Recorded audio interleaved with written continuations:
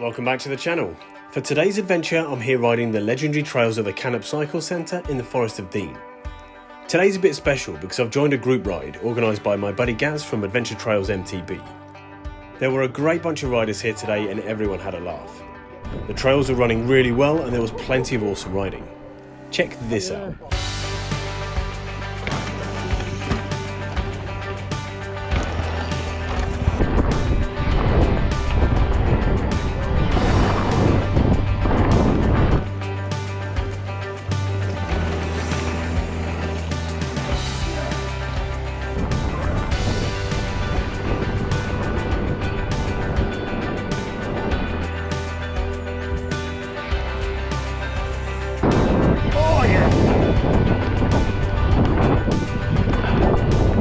You didn't crash, I'd have just like run over you. Thumbnail straight away, you just like... As a warm-up, we hit the Blue Vertigo trail first. This was a great opportunity to suss out everyone's capabilities and make sure all the bikes were working well before hitting the downhill trails. If you've never been on a group ride before, they are definitely worth getting involved in. They're a great way to catch up with people you haven't seen in a while and also to meet new riders. After doing a lot of solo riding over the last year, this was a great opportunity to chat about new bike parts, debate different bikes, shoot the breeze on some new trails and get the lowdown on the latest kit. With the prospect of a great day's riding ahead, everyone was in high spirits. Ready for the first bit of Vertigo's downhill, we all piled in one after the other. This has always been a fast section of trail, so it was awesome to see that it's been recently resurfaced. It now includes some freshly cut berms, a couple of rollers and some sweet mini jumps to play on.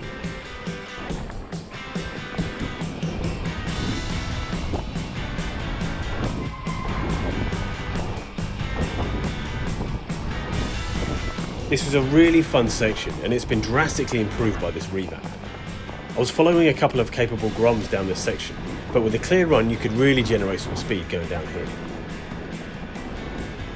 With the first bit descending under our belts, we were thirsty for more. Riding in groups always brings a mixture of abilities. Being able to ride with differently skilled bikers is a superb way to help you progress and build your confidence on obstacles and trails. If you're lucky, you might even get to try out a different bike or two.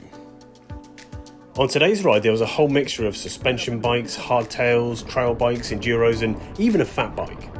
With all these different disciplines of bikes, there was also a great mix of riders, from enduro and trails riders all the way through to a couple of passionate roadies who enjoy spending a bit of time on a big bike. With some trail maintenance still underway on some of the downhill sections, we missed one out and opted to run the first section of Sheepskull downhill trail before jumping back onto the last section of the Vertigo. I've never ridden Sheepskull in the dry, so this was a nice surprise for me.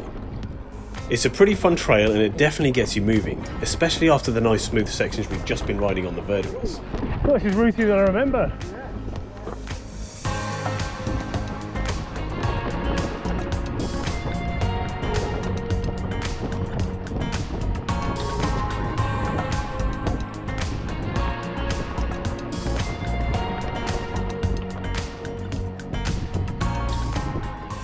This last part here is an infamous rooty tangle.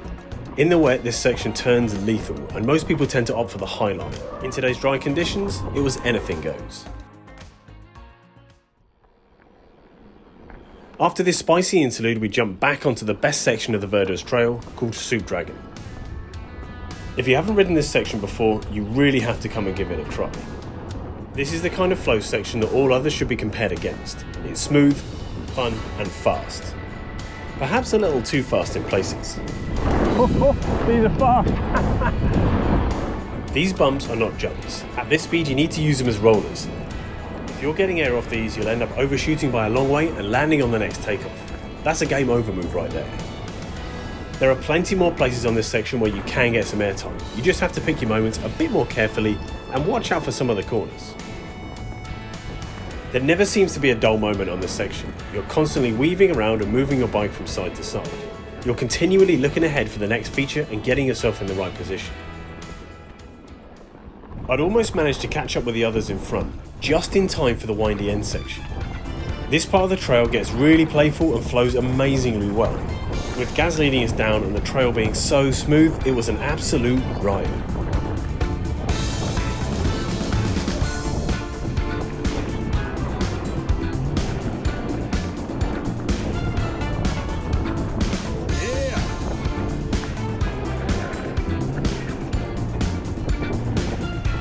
I think it's easy to see why this is my favourite Vertigo's trail section. I mean, what's not to like? The trail builders have done a superb job on resurfacing this massive section of trail. I can't imagine how many hours of hard work it took to complete, but it was definitely worth it in my eyes. With the warm-up done, we decided to head up the hill and have a play on the brand new skills section. This place consists of a tabletop jump line and a drop line of varying sizes. This is a great place to practice your skills and try some new things. The jump line at different size tabletops are perfect for building your confidence no matter what your level. So, Craig and myself decided to drop into the jump line to see what it was all about. Neither of us have ever ridden this line before. I've recently been progressing my jumping with a couple of trips at the bike park. Craig has also been doing the same, so we were both keen to see if we could transfer these skills onto the trail. No problem. Feeling pretty good about ourselves, we went straight for the two big jumps. Oh yes! Awesome, we cleared both of them with no issues. This line is such good fun. So much fun in fact, we decided to do it again, just to make sure the first one wasn't a fluke.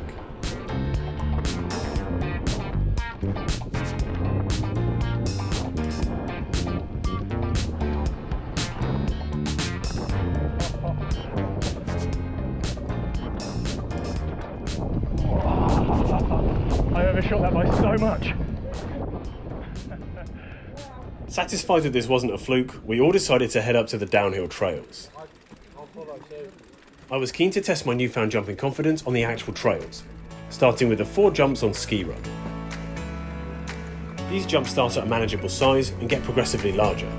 So let's drop in. Here we go. It's jump time.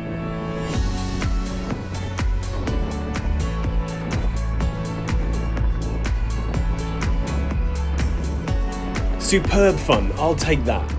I'm stoked that I managed to make it over the jumps without eating dirt. It's great to know that my riding is progressing and the skills that I've learned at the bike park are paying off on the trail. After this, the rest of ski run was a breeze, just a couple of little jumps to play on. To finish off our epic morning ride, we headed back up to the harder trail called Corkscrew. This is another trail I've never ridden in the dry. In the wet, I was certainly wary about what lines I took and how many routes I went over. This trail has some jumps, drops, and some technical routes put in for good measure. So riding it in the dry will give me a good chance to see what this trail is really about. And what do you know? The sun even came out. The first part of the trail is relatively easy. It builds up on the speed as it zigzags through the trees. As it gets further down the trail, things start to heat up a bit with a jump or two and a few tighter corners.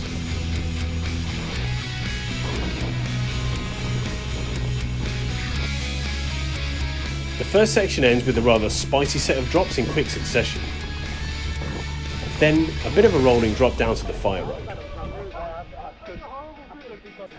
Dropping straight back in, things got fast and rooty. This trail is a 2-dot, which means it has some advanced features on it. So if you're going to ride it, make sure that your bike is up to scratch and your riding is on point. There were a few different line choices and it can be tricky to pick the best one. I certainly found myself taking an interesting route down in some places. Oh, I'm way off. Where am I going? There we go. For some of the downhill trails like Corkscrew, I'm glad to be riding the Cube Stereo today. It made all the jumps, routes and drops much easier to manage, and the whole ride was a lot of fun. It was a truly epic day's riding today with an absolutely great crowd. Thanks to Gaz for organising it, and I can't wait to do it again. Don't forget to like the video and remember to subscribe. Thanks for watching, I'll see you next time.